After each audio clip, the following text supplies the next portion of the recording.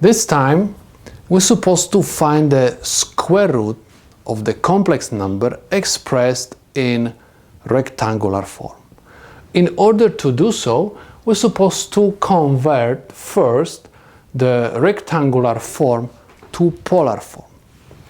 So, I can say that this is equal to square root of 10.12 and angle of 120.51 degrees. If you don't understand what I have done, you're supposed to review the videos about conversion of rectangular form to polar form. Next, I'm supposed to convert the radical to power. So I have 10.12 and angle of 120.51 degrees raised to power 1/2. Next, I'm supposed to find the maximum value of k.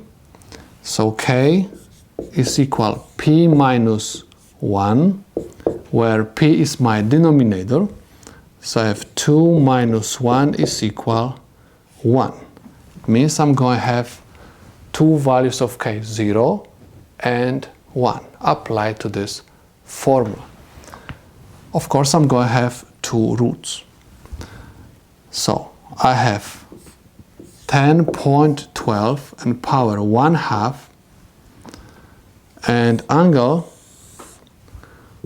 1/2 times angle theta, which is equal 120.51 degrees plus 360 degrees times 0. Okay, this is equal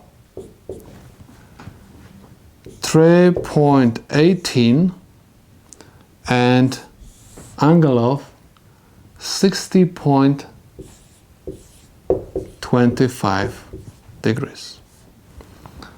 Okay, you're supposed to use the calculator to find the square root, or let's say 10.12 raised to power 1/2. You will obtain 3.18. And if you are going to plug in these operations and these values into the calculator, you will get this angle.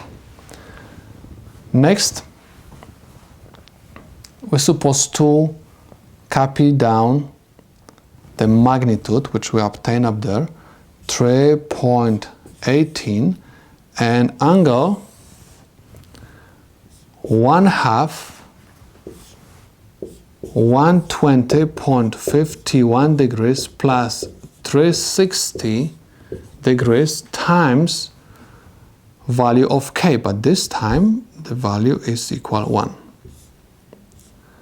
Again, I have to copy down the magnitude, so I have 3.18 and angle. I'm going to use the calculator, and angle which is supposed to get is equal to 240.25 degrees. Please notice that we had 2 in the denominator of the fractional exponent. Okay, so this 2 is telling me that I'm supposed to have 2 answers, 2 roots. I found 2 roots, so I can say that the problem is solved.